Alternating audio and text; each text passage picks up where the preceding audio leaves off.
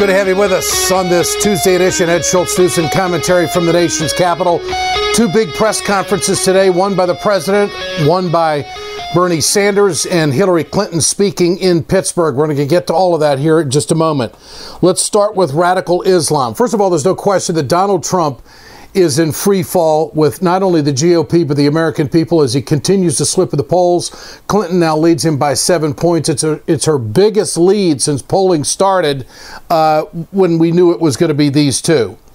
But Bernie Sanders today at a press conference saying that, it's about changing the Democratic Party. Now, on Sunday, what happened in Burlington, Vermont is Bernie brought in a number of his key supporters and talked to them. I am told that they came up with language that Bernie Sanders is not going to endorse Hillary Clinton. He will congratulate her. And there's certain stipulations that are going to have to be met before he steps out and says, yes, I fully endorse Hillary Clinton. Now, he's walking a fine line here. There's no question about it. There's going to be a lot of Democrats on Capitol Hill that are going to be pissed off at Bernie after they meet today, because later this evening, Hillary Clinton and Bernie Sanders are going to meet.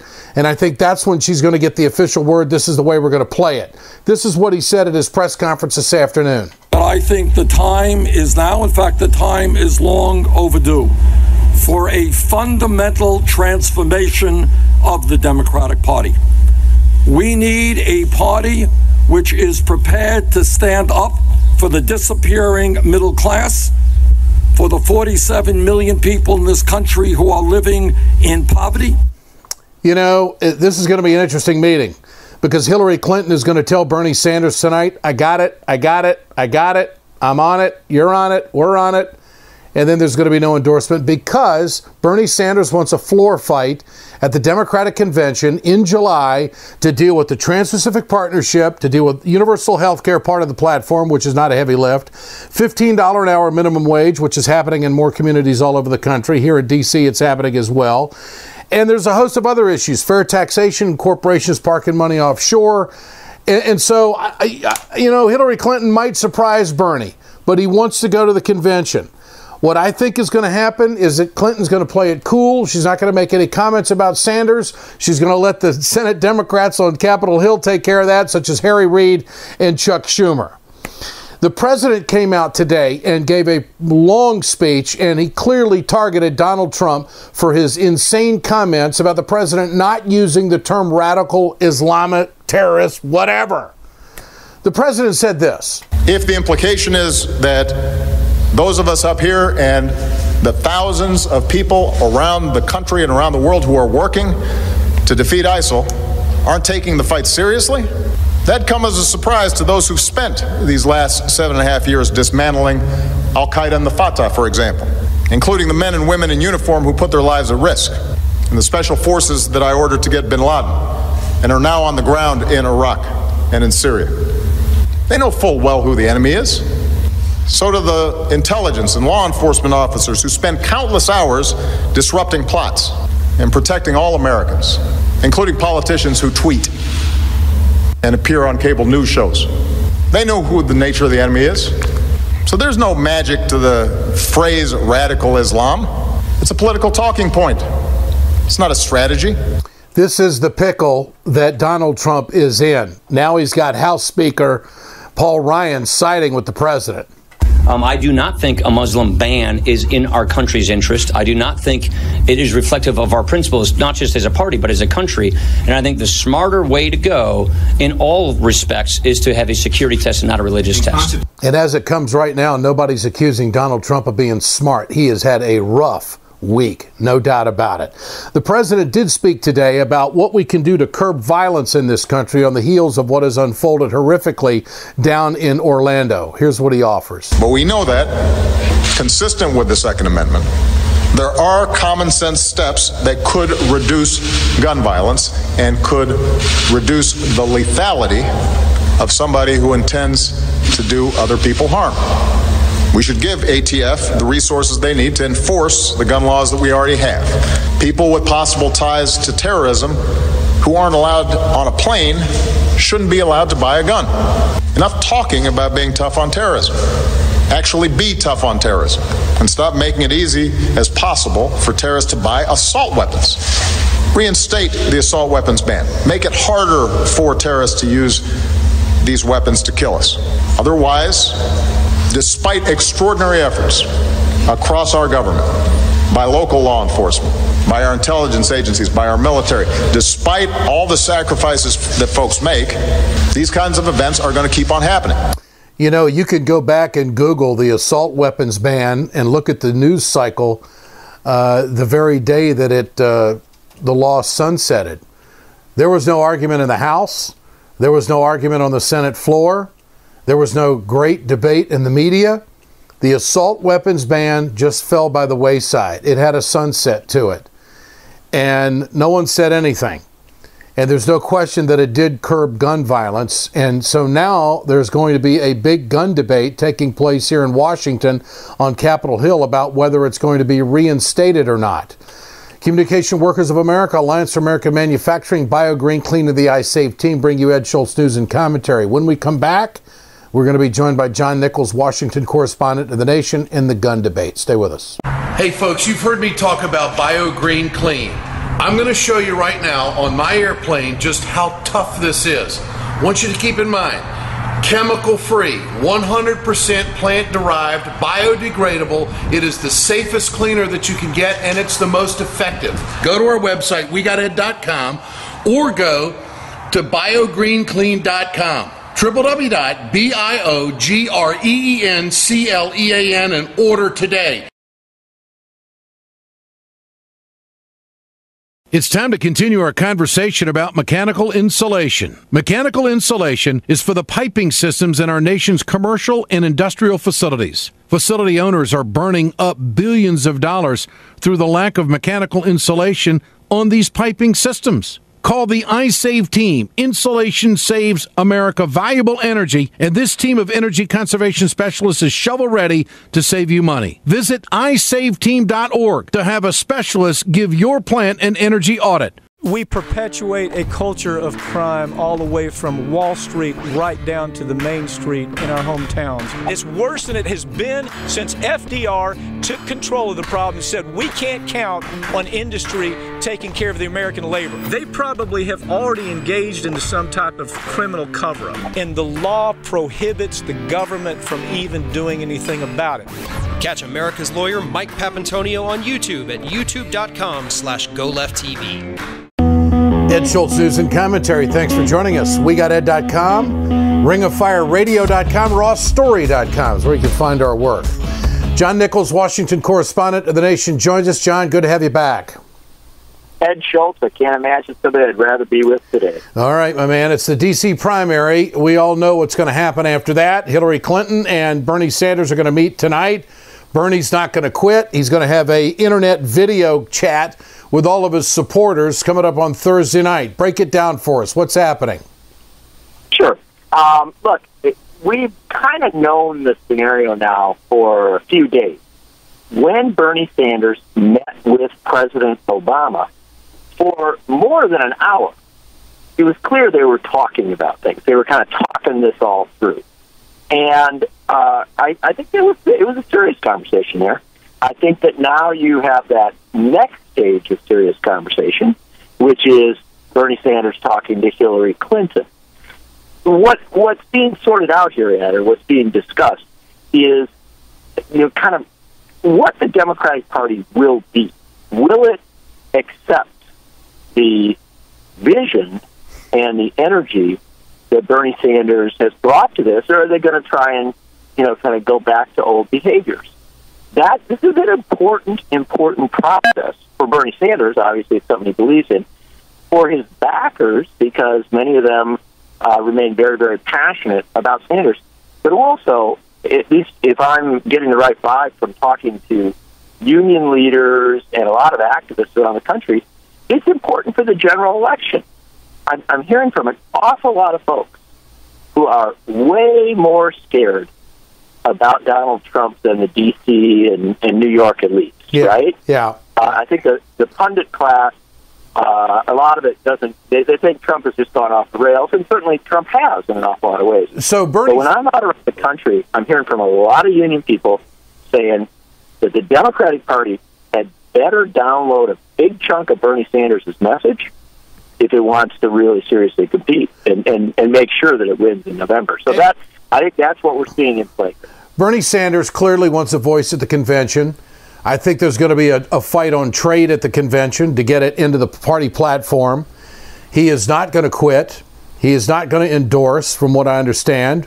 He's going to congratulate, and then he's going to commit to beat Donald Trump. Now, I think that's what he's going to give the Democrats until the convention. And I don't think that's a bad thing at all. He's going to have a lot of room on respect, and eventually all of these folks are going to come to Hillary Clinton. I think best thing is Hillary Clinton plays it cool, doesn't say anything, let her surrogates handle it from there. There's going to be pressure on Capitol Hill. But Donald Trump is making it easier for the Democrats, John. It's not like they're going up against Mitt Romney or John McCain or Bush, for that matter. They're going up against a guy who is in the self-destruction mode right now. So does this help Sanders in his position with the Democrats? What do you think? Well, it's complicated because there are an awful lot of folks in the Democratic Party and you know, frankly, again, the pundit class, that'll say, oh, the way to beat Trump is to kind of go to the center, be very responsible. They can appeal to moderate Republicans, even to some conservatives. And so, you know, kind of dial down the populists. I happen to disagree with that. And this is where it gets complicated. I think that Donald Trump's threat to Democrats is precisely on the populist issue.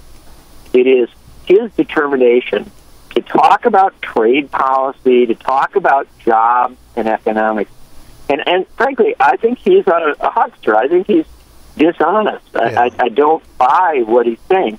But I do think the fact that he wants to talk about those precise issues, and if he gets on them, he gets off some of the crazy stuff he's talking about now, and gets on those precise issues, that becomes challenging for the Democrats. All right. So my view is this. Democrats should be listening a lot to Bernie Sanders at this point, particularly on trade and economics.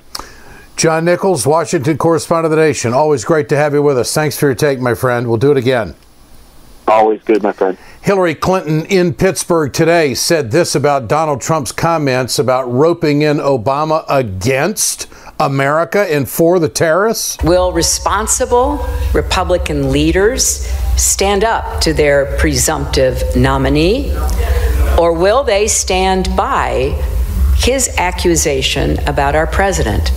Now, I am sure they'd rather avoid that question altogether. But history will remember what we do in this moment. What Donald Trump is saying is shameful. It is disrespectful to the people who were killed and wounded and their families. Hillary Clinton speaking today in Pittsburgh, Pennsylvania to the steelworkers. Trade, of course, a big issue, and they endorsed her on Friday.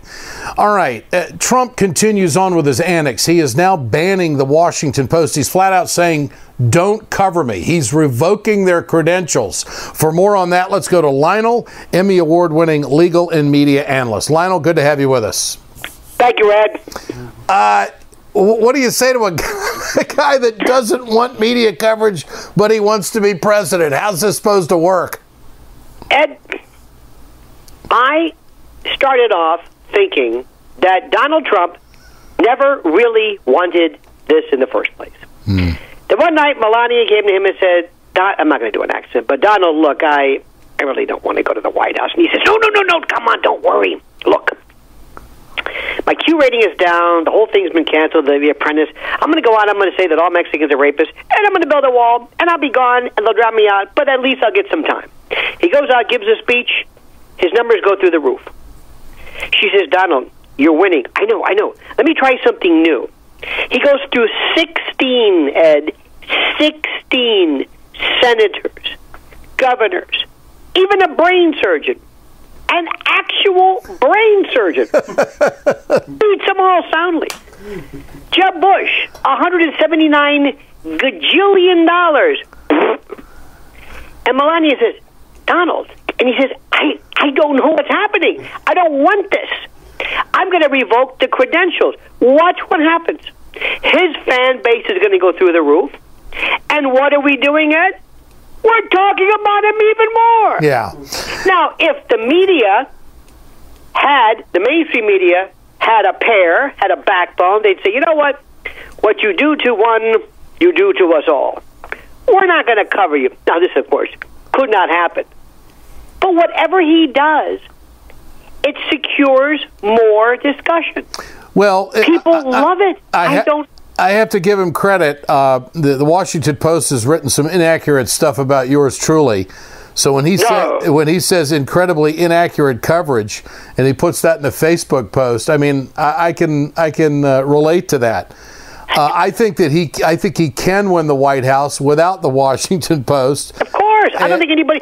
Ed, listen, with all due respect, my good friend, mainstream media, as we know it, is dead. Yeah. It is a. And please don't take this the wrong way. No. They're shills for Hillary. Yeah. They're apparatchiks for her. Yeah. Look, I'm disgusted. I'm sorry to say, and I've said it before, I ain't voting for either of these two. I've got no skin in this game, no dog in this fight. I'm voting for me. Lotus, Lionel of the United States, Lotus for POTUS. I swear to God, I'm writing my name in. Do you have a super PAC? Do you have a super PAC? Oh God, no! Don't even start me. I don't need a super PAC. But Ed, I want you just to step back and look at what we're doing here. We have the most inane, insipid, vapid, vacuous, nothing issues. Hillary Clinton is saying nothing. Bumper stickers have more substance. She can't read. There is not an ounce, a semblance of humanity in anything that she reads. That being said, you've got this, for all practical purposes, this ham-fisted barstool diplomat, the drunk at the end of the bar, who has, he has defied everything. Look, all I know is simply this. The rules don't apply to Trump. Yeah. None of it does. But what we're going to have to realize and ask ourselves is this. Can America understand that you have the illusion of the left-right paradigm? I know this is mood, Ed. I know this is kind of talking about the past and perhaps waxing nostalgic. And this is not necessarily an endorsement per se.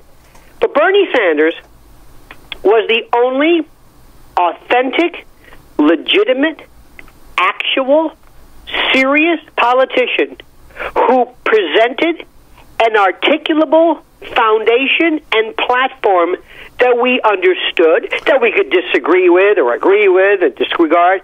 He had a platform. He galvanized youth. He talked about a vision. It wasn't platitudes. So when it wasn't nostrums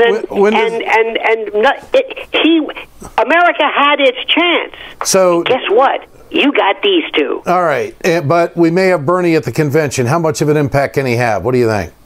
A tremendous. Look, his legacy, Ed, may be for the first time to force Democrats to sit back and say, you know, we never understood this super delegate thing. It's kind of like in mortgages. We never understood what this accelerated clause thing meant. We never really understood what the fine print meant because, frankly, before we kind of liked the nominee. We really didn't mind.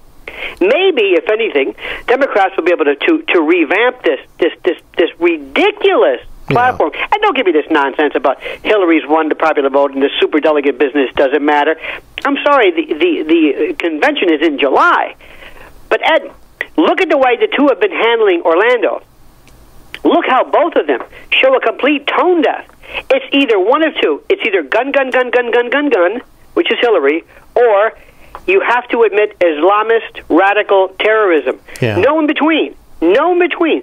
One or the other. You either focus on guns and the AR-15, which it turns out it wasn't an AR-15, or you must admit, Mr. President, that this is an Islamist terrorist. Well, what kind of positions are that? All right, and finally, this is going to reignite the gun debate on Capitol Hill in reinstating the assault weapons ban. Do you think that's going to help, and do you think it's going to happen?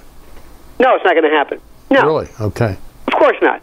This is not about the assault weapons badge. This is about a lunatic. Yeah, no, I know, but I mean, it's statistically proven that it would reduce gun violence. The president called for it today. You think he's on a fool's errand? Yeah, he has to say this. This is part and parcel of that. I am absolutely, positively, I don't want to say I'm for assault weapons. I don't have a gun. I'm not arguing that at all. The issue is illusory. This is not about guns. This is not about this. That's not it. Okay. It's a bigger issue here. And it's a bigger issue. And we will have you back to talk about that in the coming days. Lionel, better believe it, Big Ed. Always great to visit, bud. Thanks so much. Thanks, buddy. You bet. Great work on RT. I want to tell you that. Ed Schultz News and Commentary brought to you by Communication Workers of America, Alliance for American Manufacturing, BioGreen Clean, the iSafe team. We're back tomorrow.